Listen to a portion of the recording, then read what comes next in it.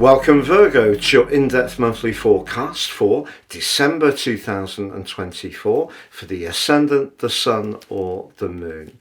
If you order your year 2025 personal horoscope forecast, you also get your life roadmap report 30% off, but also my free gift of your zodiac general, love, Chinese and Indian forecast for the coming year. Please see the link below for more. The personal forecast is totally unique to each person it's produced for and will give you searing insights for the next year. You'll get the rest of 24 free. On the screen now, I'm showing the event chart right at the start of the month. Now there's a big focus on your fourth house, which is very much to do with how we feel, can be to do with our immediate environment, family matters, our emotional life, our need for security. And you can see the moon is applying to the sun. So the new moon will occur later on the first day. But there is a little bit of a paradox because your ruler Mercury is in retrograde in the very same area, but it's also in an opposition to Jupiter. So if part of your intention setting around where you live or around your hopes for Christmas is very optimistic because of that opposition between Mercury and Jupiter, it is just going to be important to factor in when Mercury is in a retrograde, in a sign it's detrimented in, Jupiter detrimented too, perhaps your expectations need in some ways to be conditioned by a slice of reality. And I want you to also be mindful of the location of Saturn. Saturn's in a broad T-square with Jupiter and Mercury, but also with the new moon. So however much we all would like things to go very sweetly and smoothly through the festive period, there could be a few bumps in the road. Now your ruler Mercury does go direct on the 15th, but that's also the day when we have the full moon. And the full moon is also going to be influenced by a planet in your sector of relating, like Saturn, but this time Neptune. So relationships this month, be they those home, emotional and family ties, be it with a personal partner, a colleague, a friend, will need a degree of care because perhaps your hope, quite rightly, is to create something that's more secure, more stable, more nurturing, and that's a really lovely aspiration to have. But you do just need to be mindful of that Saturn position at the start of the month and the drifting dreamy energy of Neptune like Saturn in your sector of relating, which is going to be influential too. However, on the plus side, Virgo, you have a glorious link between Venus in the most playful, even glamorous part of your scope and Uranus as you come into this new month. And they're going to be in touch with one another for the first week. So if you did want to do something a little bit different, maybe decide not to host Christmas, if that's usually been your thing, and go somewhere that creates a little bit of excitement. There's nothing like a change creating some stimulation. And even if you're someone who is very conscientious, which is often the case, in terms of your love life, although that nurturing emotional dimension that the new moon is asking you to feed into on the first day is clearly very important. If we have a tie that's very safe and secure, but also runs on the dull side, that's not necessarily going to be enough. So if you are in a situation, perhaps it's about where you live, you don't feel you live in quite the right environment. Perhaps it's the actual property you live in isn't quite feeding your senses in the way you want. What the angle between Venus and a very playful, flirty part of your chart with Uranus is saying is do give yourself permission to be a little bit more edgy in your approach. But that's where Saturn may in some ways moderate your desire to be more playful, because it could see you just a little fearful of rocking the boat or doing something that's a bit different.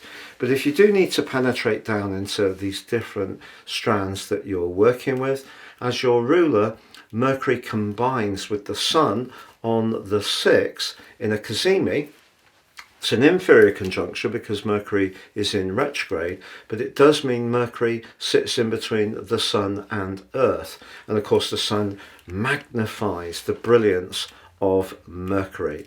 So Mercury in the fourth house can see us circulate doubts around our mind and find it a little bit difficult to actually say how we feel. But hopefully, the fact that the Cazimi will glow up Mercury's communicational talents will see you be a little bit more open about what you want. I think another complicating factor for you, Virgo, to be honest, is that Mars is locked in your 12th house for the whole of this month.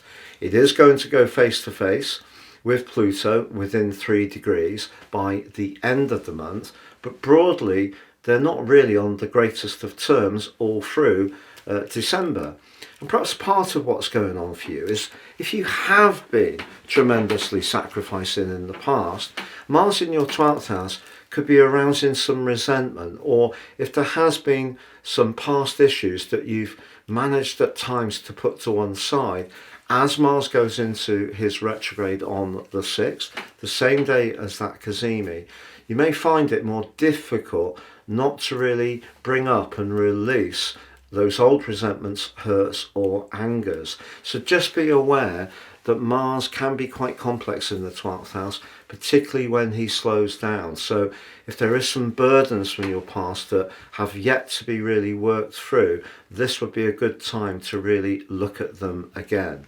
But the aforementioned Neptune, which is going to still provide some mystique and potentially some confusion this month, does go direct on the 7th too.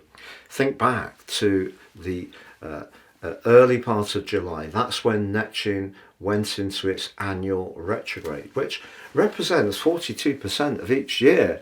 And of course, Neptune is like Saturn in your sector of relating. So if there has been some confusion since then, or you've not quite been sure about certain involvements, part of it undoubtedly would have been the role of Saturn. And Saturn does continue to be broadly square with Jupiter this month. Now they're going to reach a peak in their square on the 24th of December, Christmas Eve. But Jupiter has in some ways been pushing you to raise your profile when it comes to your professional situation. But because it is in retrograde, it is detrimented and it is squared off by Saturn. If you have got some hopes, it may feel as if what other people think about you is really the key rather than your core talents. So I feel that although Neptune going direct can help to ease some of the lethargy or confusion that may have provided a backdrop, it's not going to be a panacea. The 7th also sees Venus move to apply to Pluto in your 6th house.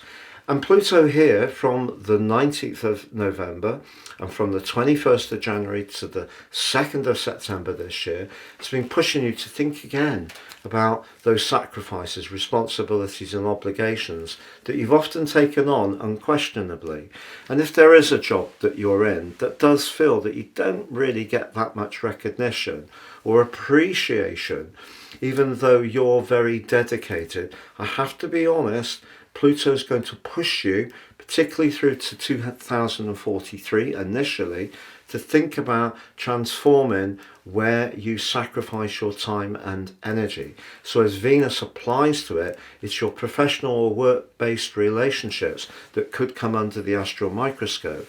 Now, in a flirty way, if you are wanting to connect to someone romantically, the link between Venus and Pluto could mean that suddenly someone you encounter in an ordinary location, a fitness suite.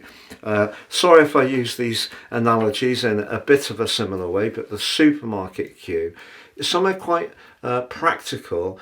You could find yourself having a real sense of a connection, but equally, if there are colleagues that are very supportive of you, the sense of appreciation between you can also increase with Venus applying to Pluto. However, if you're in a romantic tie and you're trying to feed into that new moon energy about how it feels, but also you wanted a bit more play and charisma from that initial Venus-Uranus link at the start of the month, I feel that Venus applying to Pluto could make you think, is it a bit too much give and not enough get? Or is it you who's taken a partner a little bit for granted, but particularly around the domestic chores? If you can get a fairer balance of those, that's going to be a great way to bring a greater sense of equilibrium and harmony to bear. But we also have Venus moving into an opposition with Mars, and that is from the 10th to the 15th. If there is someone that you're secretly attracted to, perhaps at work, that energy between you can be very compelling. Will you do anything about it? Well, that is obviously down to your personal decision making. But the 15th does see Mercury, your ruler, go direct. It will still be in its post-retrograde shadow period through to the 3rd of January. So just be aware it won't completely unblock some of the planning for Christmas, some of the politics perhaps around the family situation, but it can ease things a bit. But on the same day, the moon's very high in the sky, and it's also squaring up to the position of Neptune. So that full moon's asking you to think about your professional situation, or it could just feel like everyone can peer into your soul and you don't seem to have much to say about it. And that could feel a little uncomfortable, particularly if you are a very private person. But if you're trying to get the classic work-life balance aligned in your situation, Neptune's misty, mysterious, swirling, rather ephemeral energies could make it a little tricky, despite the fact that Neptune is travelling direct. In fact, in week 3 of this month, it could be a professional relationship that seems confusing or draining as the Sun continues to square with Neptune. Now, if you've yet to watch your year 2025 deep dive Virgo forecast, please do click on the link underneath this video where you can do so. But on the 21st, you do have a big uptick because we have the winter solstice. The Sun arrives in your sister Earth sign of Capricorn. And that's great because that brings a much more outgoing dimension into play.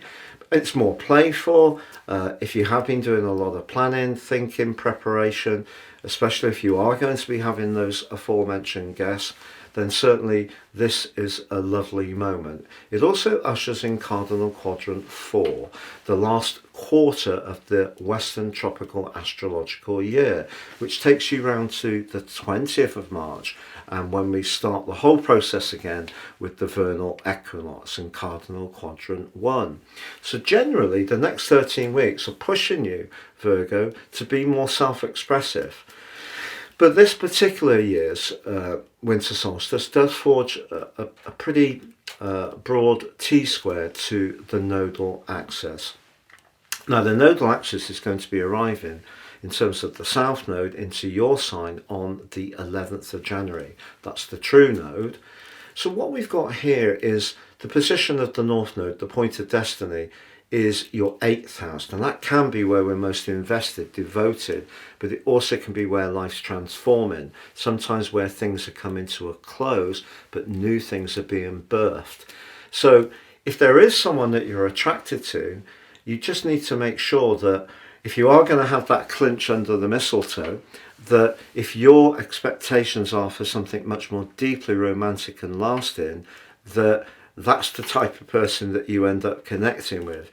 If it's more of a fleeting moment of passion, but that's not really what you want, you could get hurt. But then again, you might be quite clear what you want, the other person too, and it's all cool. But just be aware of that nodal axis square. The 29th, however, sees Chiron go direct.